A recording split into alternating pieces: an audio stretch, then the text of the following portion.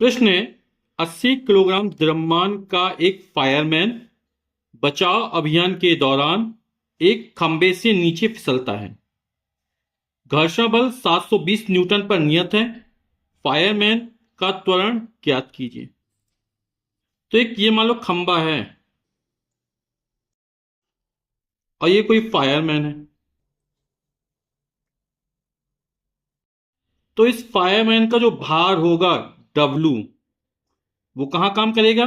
नीचे की तरफ काम करे। W बराबर M×G, या बोल सकते गुरुत्वीय बल जो होगा F। F क्या है? गुरुत्वीय बल या फायरमैन का भार, वो नीचे की तरफ काम करेगा। ठीक। और चूंकि नीचे तरफ फिसल रहा है तो जो घर्षण बल लगेगा स्मॉल f, वो ऊपर की तरफ लगेगा। स्मॉल f क्या है? घर्षण बल। अब दो वेक्टर, बल कैसी राशि? सदिश राशि है, विपरीत दिशा में। तो हम नेट बल देखेंगे कितना लग रहा है और किस दिशा में लगेगा। चूंकि फायरमैन नीचे की तरफ फिसल रहा है यानी W का मान ज्यादा है, घर्षण बल का मान कम है, यानी जो नेट बल लगेगा वो नीचे की तरफ लगेगा। इससे हम त्वरण का मान ज्ञात कर लेंगे। तो फायरमैन का द्रव्यमान स्मॉल m का मान हमको 80 किलोग्राम दे रहा है। घर्षण बल F का मान जो दे रहा है वो 720 न्यूटन दे रहा है।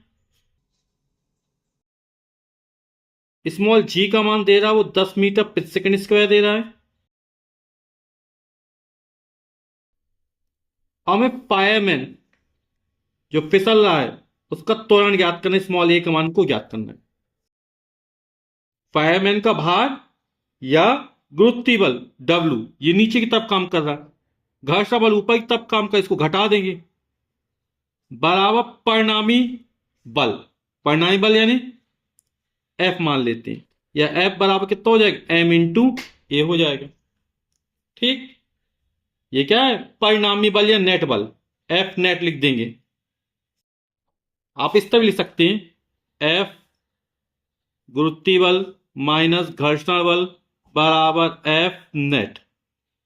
ठीक। तो W का मान कितना है? W बराबर होता है M×G, पिंड का भाग यानी कि फायरमैन का भाग।